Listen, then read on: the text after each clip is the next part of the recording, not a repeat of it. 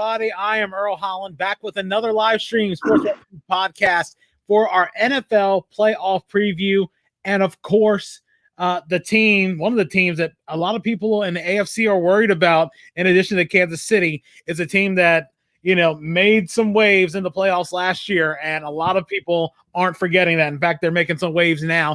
The Tennessee Titans and the AFC South right now, they are leading the division. I know they have the tiebreaker advantage over the Colts.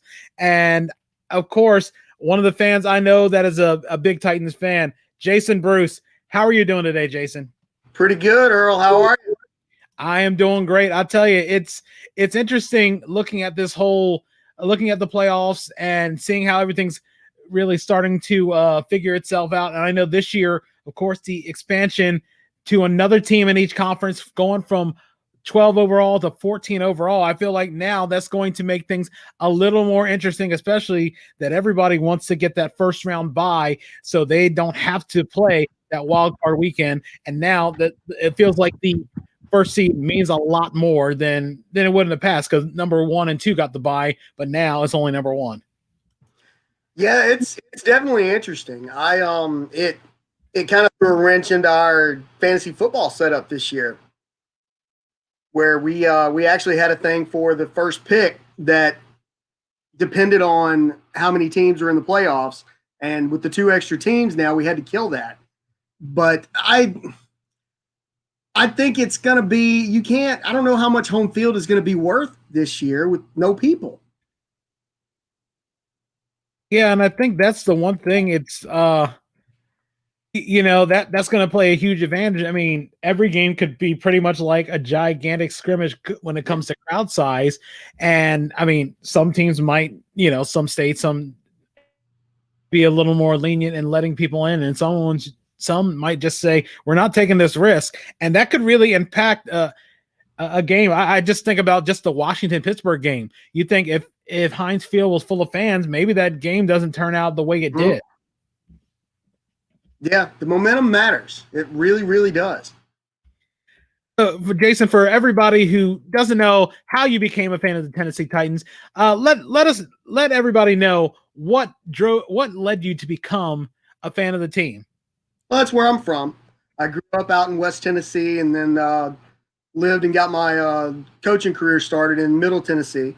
And when I was just graduating high school when they moved the Oilers. And I paid attention, but I had decided from that point that I wasn't going all in until it was a new name, new stadium, until it was fully Tennessee's team. And so that 99 season, that was when we changed everything over and the Titans came into existence, and I've been there ever since. And it's interesting. I just thought about that with the name change and the uniform change. It's weird. Sometimes teams get a little bit of a bump once they change their uniforms, and you see it a lot in sports. No matter who it is, all of a sudden a team starts playing a lot better, and it's like a whole new attitude. Well, it's the old Deion Sanders thing: look good, feel good, play good. Yeah, I mean, and that's definitely true. Going into your memories, what would you say is the all-time greatest Tennessee Titans moment? And I think I have an idea. It's still the Miracle. It's always going to be the Music City Miracle until somebody raises a trophy. And you got that on that same season. You've got the highest and the lowest, the 1 yard short. But it's hard to beat last year Derrick Henry with the jump pass. That's gotten to be pretty big in lore. It's funny. I think about stuff that's going on Facebook where you start seeing have you been affected by a Derrick Henry? You are maybe entitled to compensation. I think now Derrick Henry's presence is really being felt. And, who knew that, that one breakout moment in the playoffs last year really has, set his reputation. Well, it's one of those things. If you ever get a chance, go back and look at his high school stats. he had something that he was putting up something like 300 yards a game, something ridiculous. He couldn't be touched, and so he's been this force his entire career. He did it at Alabama. But I've maintained there's a lot of people from back home that are still a little bit, it's a Bama boy. Because, I also bleed orange. And I readily have embraced him as the greatest thing to ever come out of Tuscaloosa. Going into the season, expectations. I know you guys took the Chiefs to the brink at one point in the playoffs. What were you thinking heading into the season, especially everything being a little odd, not a full-fledged training camp, no preseason schedule? What was on your mind when it came to how the Titans would fare? It was very cautiously optimistic. It was, we knew what we had, we knew what we could do. I say we. They knew what they had, they knew what they could do, but you didn't know, was Tannehill a one-year wonder? Was that a dead cat bounce and he's going to go back to what he was in Miami? You didn't know, you never know if how much you're going to get out of Derek. Nobody really expected him to be this consistently good. He's always been Mr. December, where early in the year, you might get an 80-yard game or a 50-yard game, and you don't necessarily get anything out of him. But we haven't had that. I think he's had one bad game. I want to say the Bengals actually had the best game against him as far as shutting him down. But the offensively, we knew that it rode on Tannehill and Henry, obviously, and you got to have some receivers that will actually step up and make plays. And as erratic as A.J. Brown is, he's done that this year for the most part. And then you didn't know what we had defensively at all. Our defensively, we've been pretty horrible. We're winning games like the old Greatest Show on Turf Rams, having to win them, 42-36. And it's interesting. I mean, especially when you look at that. I mean, right now, someone mentioned when it comes to playoffs, what you win with in the regular season might be your undoing in the postseason. I know that's something that people will always be concerned about. If you're a high scoring team, that might end up either you're going to run up, you're going to run dry offensively, or somebody's going to outscore you. And then the same thing can happen with defense sometimes. I mean, it all depends. You never know, because playoffs are always a crapshoot. But was there a point that you knew, okay, the Titans are going back to the playoffs? I feel like that right now. And I realize that we've still got 2 to play, and Green Bay's the real deal. So we got to see what happens this weekend. And then we've got Houston. And Houston can play when they want to. Deshaun Watson's still a weapon. But I feel like we're in right now. I felt like that ever since we knocked off Baltimore. Was there a time you were worried that the Titans weren't going to make the playoffs? Oh, when we lost to the Bengals, we were sitting at 6-3 and looking at Baltimore and who did we play after that? I would say Baltimore and Indy had already beaten us. So at that point, I'm thinking, wow, we may wind up 6-5, 6-6 before this little skid stops. And that would have been pretty disastrous. Who do you feel that the Titans match up the best with in the AFC playoffs? I know that, plenty of teams, or a lot of people I've talked to, said they're worried about the Titans. I'm salivating for Pittsburgh. I want that game again. And Cleveland as well. The Cleveland game, we were down 38-7 at the half. That second half, it was 28-3. So we absolutely can and should have beaten Cleveland and Pittsburgh. And I'm dying for those games. Who's the team you don't want to see in the AFC playoffs? I everybody's been worried about the Titans. Who do Titans fans worry about? Oh, Kansas City with Mahomes against our secondary. Our secondary is horrible. And it's interesting. This feels weird, a year that no one's saying New England. And it just feels very odd. I know that there are uncertain expectations. It's funny that even New England gets pressed when they're not in the playoffs. And the whole talk about Tom Brady going to Tampa, that changed a lot of things. I mean, a lot of people in the AFC East were breathing a sigh of relief.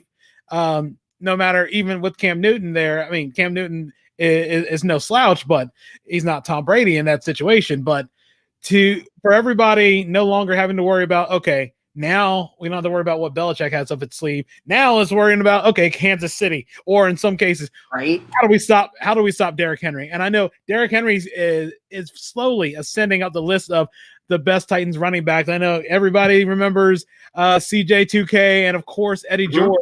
I mean, how far can Derrick Henry go, especially in the running back ranks of Titans history? As far as he wants, honestly. We went ahead and re-upped him to a new deal, so we've got him for about 3 or 4 more years, I think, of control. And I'm dying to know how his body is holding up because of the way he runs and the pounding. Not just that the pounding. I mean, obviously the pounding he administers, but the pounding that he takes. I mean, he's getting 25, 28 carries a game. And it terrifies me because that adds up. And you don't want, obviously you don't want, I'm not really, I think he's about 350 short of 2,000 right now. And I don't really care if he gets that or not. I want him nice and fresh and happy and, well, not happy, but angry for the playoffs. And he's 26, so the worry is eventually, unless he's Adrian Peterson like that or Emmitt Smith like that, eventually Tom's going to catch up with him unless they start using, like, they find a lightning to his thunder, so that way you minimize how many hits he gets, how many carries he takes. That's what we've tried to do. Our third down back is escaping me right now. It feels silly. But he hardly ever gets a third down carry. We go with that scat back on third down. And with his running style, he'll pound it and pound it and pound it and pound it and pound it, and then midway through the third quarter, there's your 50-yarder. There's your 75-yarder. Like the one he broke off against the Ravens in overtime. Mm-hmm. And the one thing I think, looking at Ryan Tannehill, as you mentioned before, whether this was a one-year wonder or not, him taking the job from Marcus Mariota and cementing himself as a starting quarterback. I know everybody is wondering what they saw in Miami. Was that just either, wrong system or a guy? I mean, he used to be a wide receiver at one point before he became a quarterback. So maybe he's finally gotten to that stage where, okay, now he's comfortable with where he is as a quarterback, and it looks like it's showing. Yeah, he's stepped up so far on just general leadership and taking over the huddle and things like that. And he's the Titan. And yes, McNair could run, but McNair was a pass first guy. Vince Young was not. Mariota was not. We've always needed, if you remember back, I think 2008, I believe, the year we went 11-0. That was Kerry Collins. People forget about that. That was Kerry Collins as our starting quarterback. We need that, not a game manager, but that style of quarterback. I don't mind having a boring quarterback. I love Mahomes. Mahomes is probably my favorite player. It's not a Titan. But I don't know that even he would work in our system the way that Tannehill does. He just fits in like a glove. And it was interesting. In a previous discussion I had talking about the Dolphins, we were talking about how Flores is another Belichick disciple, and the worry has always been be wary of Patriots assistants as head coaches, but Mike Vrabel has shown otherwise, as opposed to guys like Bill O'Brien and McDaniels and Matt Patricia and things like that. Yeah. How has Vrabel stabilized that team? He's had a lot of help. I think he surrounded himself with the right assistants.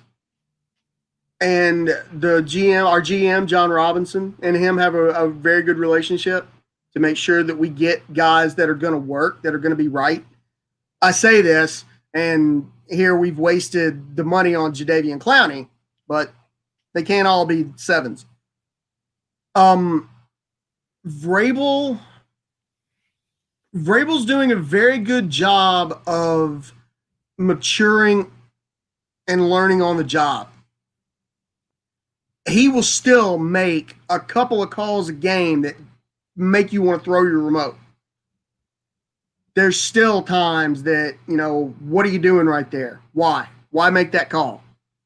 But the player, he seems to be a very good players coach, and that's becoming more and more important. It's hard. Look at what Belichick's dealing with now. It's not, it obviously wasn't, my system works for absolutely everybody, and that's just going to be the way it is. No, you needed some help, Bill. And that's definitely true. And we go to the predictions for the Super Bowl. Who do you have coming out of the AFC? Who do you have coming out of the NFC? And what will the final score be? You're killing me, man. My heart, I want to say that we're going to do it, but Mahomes is just so much. He's so much to try to stop, especially with a Swiss cheese secondary like we have. So I think Mahomes gets by us in the title game, the AFC title game again. I'm not really that sold on Green Bay. I think the NFC is a lot more wide open than anybody thinks. I could absolutely see.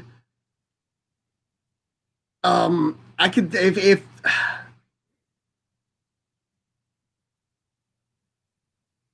I could see New Orleans getting hot, or somebody out in that level. But Breeze is obviously going to have to work a lot better than he did. But if I have to put money on it right now, I would say Kansas City and Green Bay.